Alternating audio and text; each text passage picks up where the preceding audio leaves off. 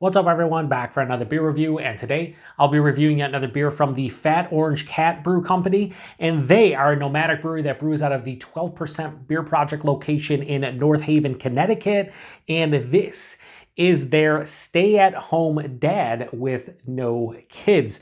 So they're calling this one a New England style IPA that comes in at 5.9% alcohol by volume. No IBUs listed. Time of review, I have no idea how old this can is because it has a bunch of numbers and a code on the bottom of the can, but I can't really decipher it. However, this one was sent to me by a very good friend of mine and a viewer of the channel, Steven. So huge thanks to him for this beer. In the description box, I'll post a link to the beer unboxing video I did that contains all the goodies he sent my way. And he sent me a bunch of beer. This was one of them. And he did say he thinks this is relatively fresh because he picked this one up in the middle of April. It just showed up to the beer store that he goes to.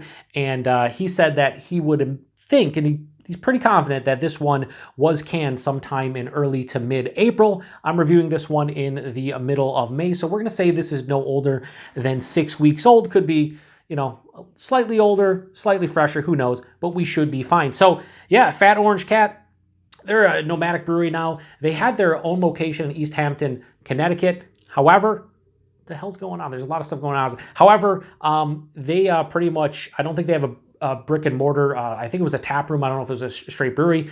They really don't have that anymore. So they just, all their beers are distributed through 12%. So thought I'd mention this in the review. And then also Citra, Galaxy, and Enigma hops are the hops used here. And if you follow the channel, you know Enigma, not my jam. I always get this just rotten, like garbage trash vibe, and it just doesn't work for me. So I'm hoping there's more Citra and Galaxy than Enigma in this because I would really like to enjoy it. And there's only been a couple different beers with Enigma in it that I could safely say that I did not strongly dislike. Enigma hop, my least favorite hop, and it's not even close. So anyway, that looks beautiful in the glass. It has that deeper, richer kind of honey orange color.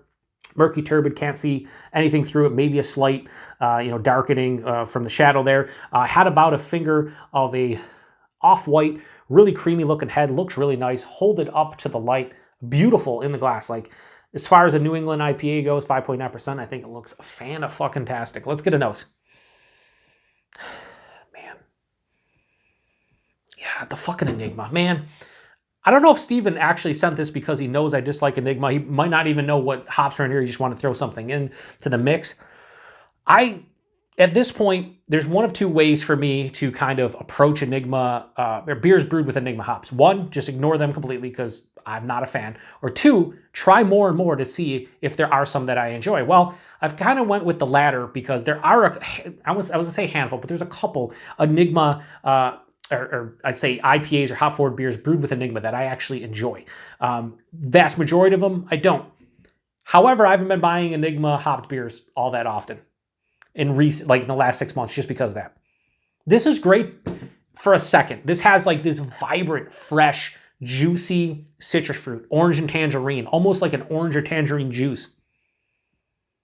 Very, this is gonna sound bad, but like sharp, right, in the nose, but it's like very pungent. A little bit of like a peach or an apricot stone fruit vibes. But then there's just this lingering aromatic of like straight on rotten trash, rotten garbage. It's just sitting there and it's hard to shake for me. It's almost like you had like a rotten melon, some kind of rotten fruit, not overripened, straight rotten, and you'd have to trash it. That's kind of what I'm getting here. Rotten fruit. It's not that big, but it's enough to say like in the nose, I'm not loving the nose. I think the nose is okay. I can get past it, but it's definitely noticeable. There's like crushed pineapple, probably from the Galaxy. Such a shame. Fucking Enigma, man. You know what? You got to be honest, and it smells okay. Like, without the Enigma, I'm sure it would have been a lot better for me. Anyway, let's get into it. Cheers, everybody. Thanks again, Steven.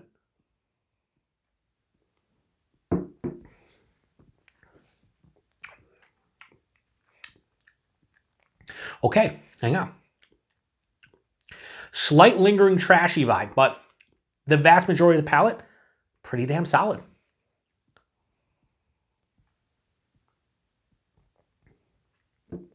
Buying this lower side of medium, approaching medium, 5.9%, I'm fine with it.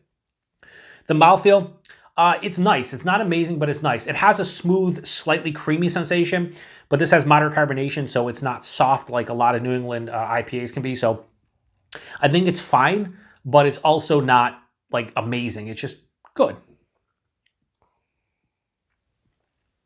All right, since this is sub 6%, forefront, definitely getting malt.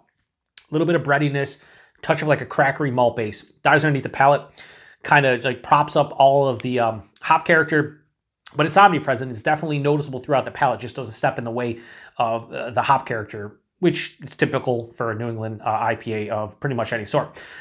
Forefront though, citrus, tons again, freshly squeezed orange juice, tangerine juice, juicy, sweeter citrus vibes at the forefront.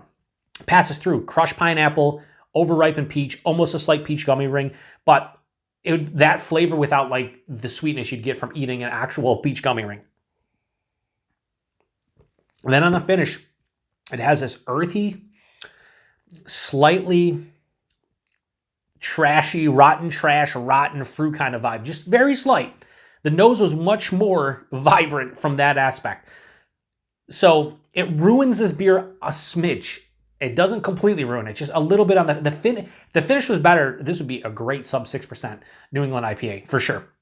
This finish is full on dry, mild bitterness, but definitely very dry. So this isn't too sweet, quite balanced, honestly, which is welcomed in general when it comes to hop forward beers. I like balance in my beers nowadays, whether it's the dryness or bitterness, stopping the sweetness from the malt in its tracks. That's what I like here.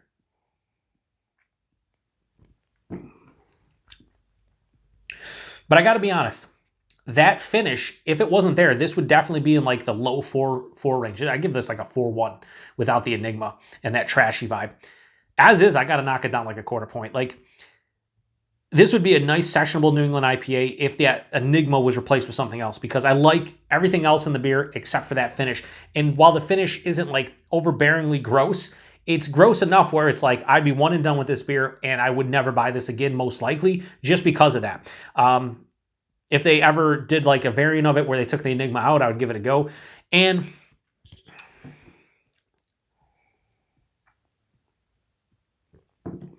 yeah, just again, it's not, I might be more sensitive to Enigma than a lot of people out there.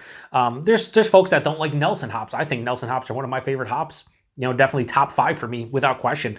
But to each their own. So if you like Enigma hops, check this beer out. I think you'd dig it more than I do. I appreciate Steven sending my way. 5.9%, you really can't tell. So stay at home dad with no kids. I'm going to give this a high 3.75 and go with 3.85. I think that's a fair score for what I'm drinking. Again, without the Enigma, it's probably in the low 4 range, or without that finish. Let's say this, just it had Citra, Galaxy, Enigma, and I didn't pick up on that finish. I would probably give this like a 4.05, 4.1 without question, because I think it's pretty solid. But just that finish kind of just ruins it to some degree for me. Not all the way, because if it was all the way, I would definitely not give this as high of a score as I am. And I really like the artwork here from Fat Orange Cat. I always enjoy it.